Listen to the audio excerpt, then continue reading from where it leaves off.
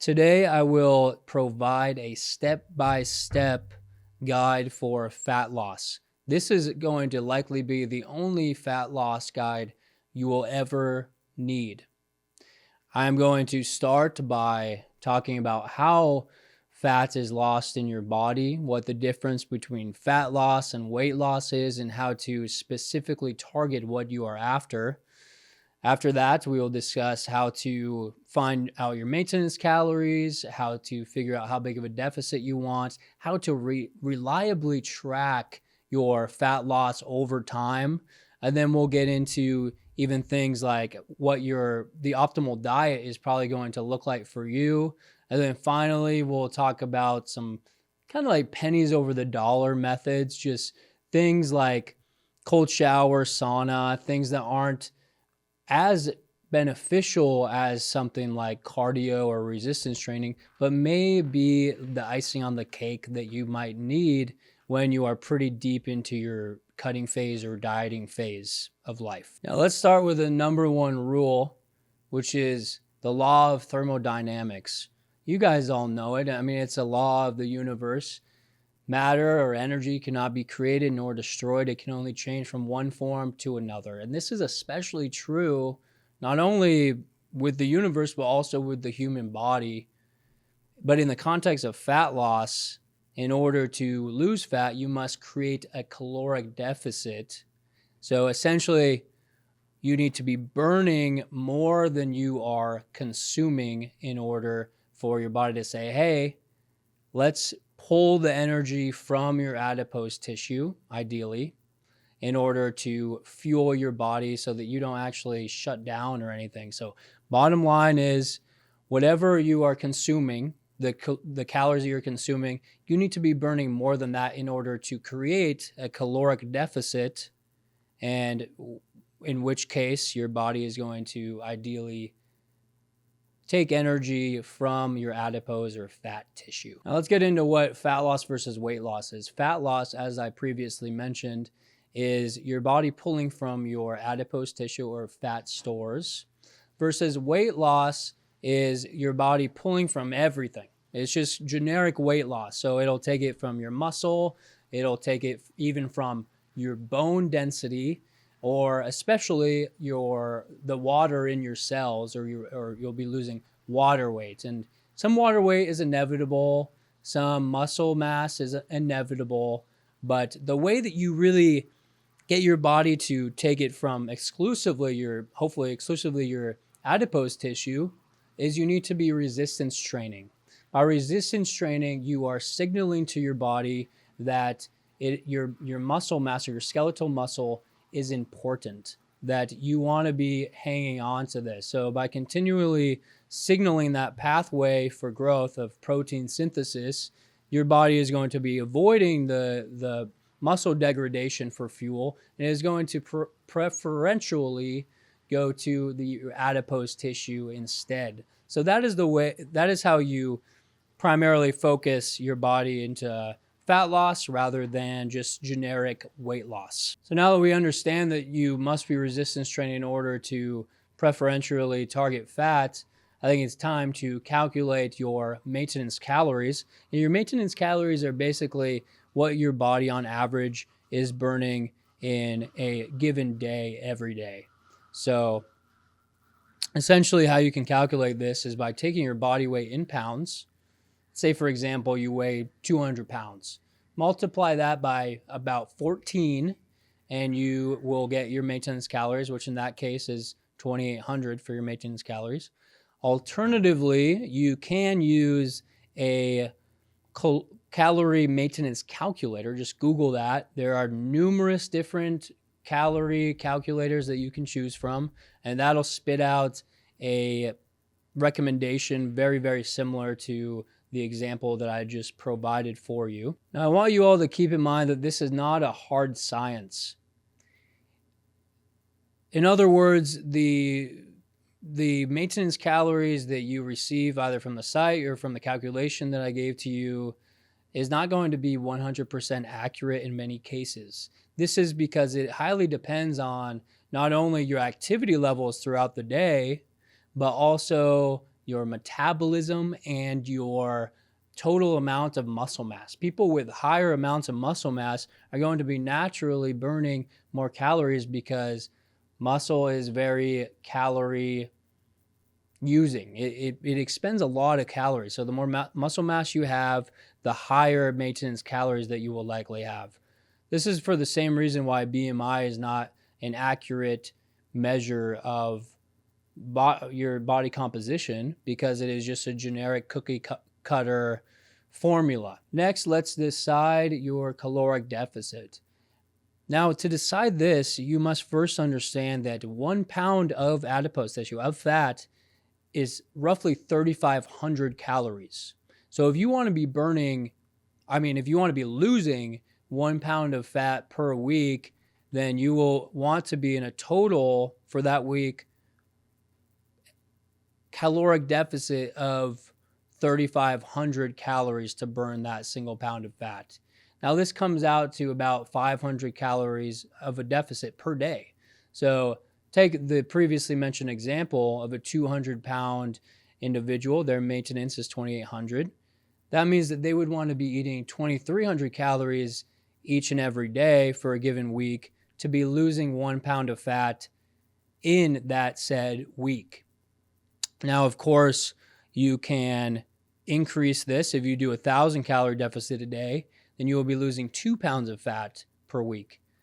But I'd like to warn you all, the more steep your caloric deficit is, also known as how much fat are you losing, how quickly, it can easily lead to issues later down the line. It can lead to metabolism issues, but most notably, it can lead to stretch marks. In fact, I have some stretch marks from bulking and cutting too hard. So I've definitely learned my lesson. I would hate for you all to repeat the errors of my ways, for example. Okay, so pick out how much weight you want to lose. I think that 1 pound is a great starting place. You can definitely ramp up or do less if you desire. But ultimately what it comes down to is whatever strategy is most effective for your lifestyle, is whichever one you can increase the most adherence to is going to be the one that's ultimately right for you. But without further ado, let's get into how to accurately lose body fat. And how you do that is you really got to be weighing yourself. Guys, you got to be weighing yourself every single day, and it has to be at the same time every single day because your body weight will fluctuate dramatically throughout the day. In my personal opinion, the best time of day is going to be right when you wake up, because you know that those conditions have been untampered with. You haven't been feeding while you've been sleeping. You haven't been drinking while you've been sleeping. You're completely fresh. So I think that is the best time. So same time every morning after you wake up, weigh yourself. Write it down. If you have a smart scale, it'll probably record it for you. Do this for all 7 days out of the week. And then by the 7th day, take the average of the week. And then each and every subsequent week, you will be able to see exactly how much weight you are losing. Now, depending on this, and you should be tracking your calories every day too, and ideally your activity levels. Depending on this, you can subtract meals, add meals, subtract runs, whatever else you want to do to achieve the most accurate weight loss that you can for your individual body. So now that you know exactly how to find your maintenance, how to eat as much as you need to under your maintenance in order to lose body fat over time, and then how to step by step follow your fat loss over time and modify it as you have been choosing. I think it's time to get into the ideal meal plan, because after all, you are probably going to need a meal plan going forward that is really effective and right for you. Now, ultimately, what you're eating doesn't matter when it comes to weight loss. It doesn't matter at all. As long as your calories are in a deficit in proportion to how much you are burning, then you are going to be losing weight regardless of if you're living on a McDonald's or fast food diet, or if you're eating the cleanest foods in the whole entire world. It doesn't matter. But I do think that there is a lot of merit for eating healthy. First of all, it is going to provide your micronutrients, which is very important for just bodily functions and feeling good and operating well. Second, you'll be able to kind of cherry pick your macronutrients. And as I kind of mentioned, protein is extremely important for not only satiety levels so that you are not overeating, but also to maintain the muscle mass that you have so that you are preferentially losing adipose tissue and not muscle tissue instead. Another downside of fast foods or ultra processed foods is that they're extremely high in calories. It is very, very easy to go over your caloric limit when you are eating processed foods. On top of that, they are not very satiating, so you are often going to be left with craving more of them in the long term. So it's just bad news all around, in my opinion. The only time when it may be helpful is if you are way, way under your calories and you need a quick bite just to bring up your caloric levels before you go to bed or something like that. That would be the only case where I would recommend it. Otherwise, you should ideally be hitting all of your main food groups. That's your proteins, your fruits, your vegetables, your grains, a little bit of dairy. And the most important takeaway is anything that's packaged, canned, processed, that is made quickly, microwavable. Those are all things which have been likely tampered with extensively and are likely not going to do you much good. So mainly go for whole foods, primarily things that are high in proteins.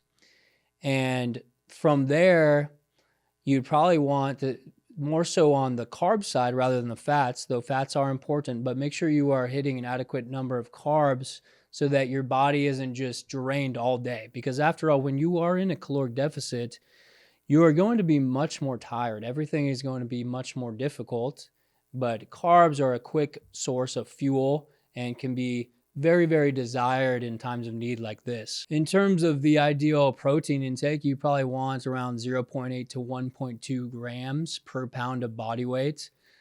And while you're cutting like this, you probably want to be on the upper range of that just to ensure that you are not losing that much muscle mass over time.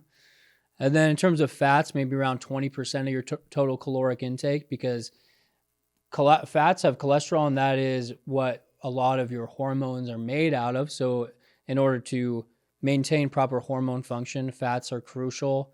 And then, as I previously mentioned, carbs are also useful. Use that for the remainder of your macronutrient total breakdown. Now let's get into exercise for energy expenditure. Now, as I already mentioned, resistance training is of the utmost importance if you want to hang on to the muscle mass that you already have. But cardio can also be a great tool for ultimately increasing your caloric expenditure, which will also allow you to be able to eat a little bit more throughout the day if you desire. So that's where I think that cardio can come into play. Say you have a big dinner later on in the evening and you haven't been planning very well.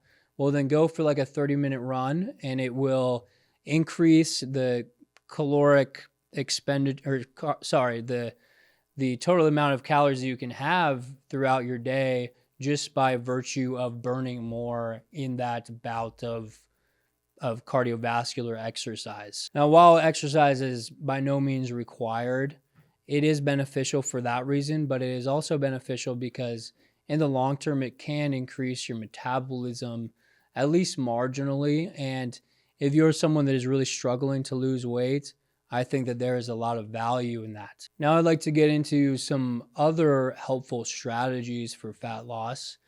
Now, these are not as robust as, say, resistance training, cardiovascular exercise, meal planning, and of course, caloric restriction, but they can be helpful if you are just looking for that extra boost or something like that. So the first is time restricted eating, also known as intermittent fasting.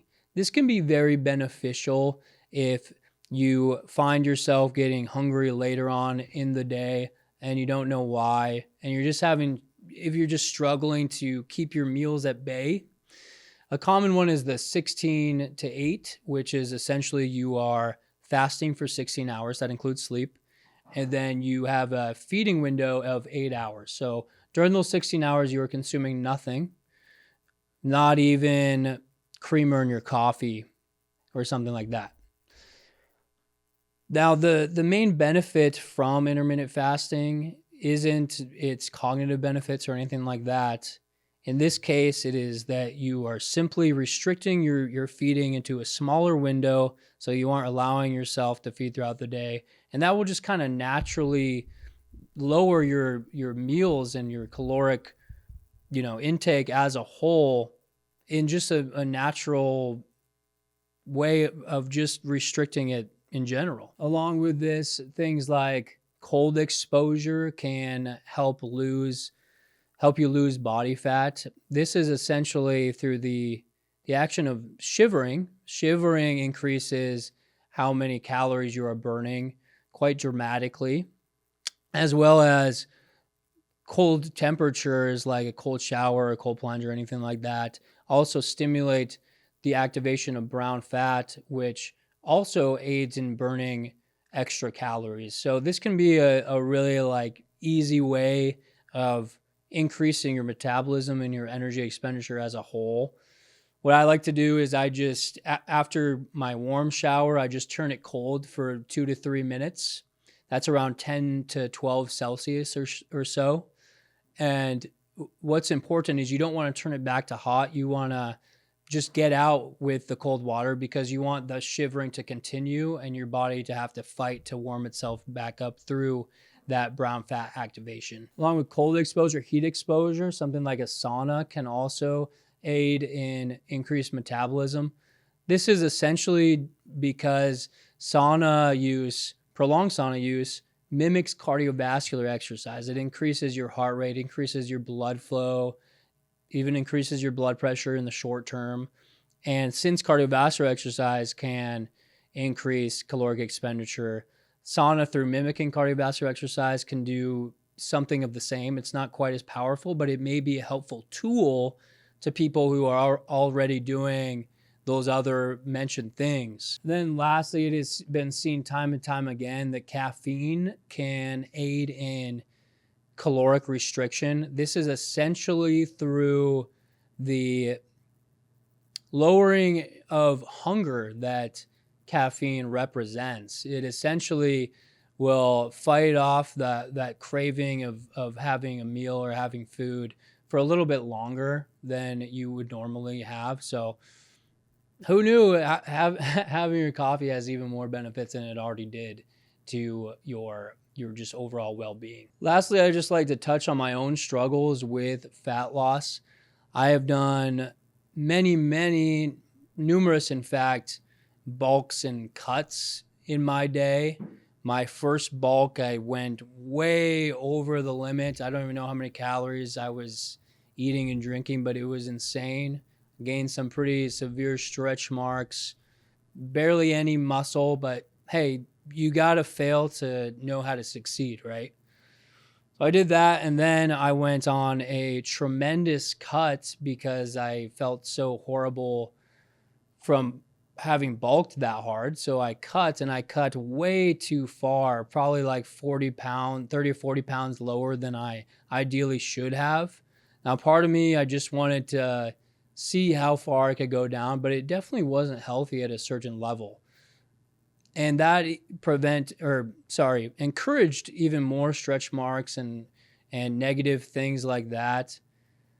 The only benefit that I really saw was that calisthenic movements like pull-ups and push-ups were extremely easy because I was as light as a feather. So I've definitely been through it, and now I finally understand how to do it not only correctly, but in an optimal way to get the most out of your time and out of your energy and everything like that. So I hope that through this step-by-step guide, it'll help inform you guys of how you can adequately and optimally lose fat long term. And if you guys have any questions, please leave them down below in the comment section, and I will do my best to respond to them as truthfully and as informatively as I possibly can. Good luck.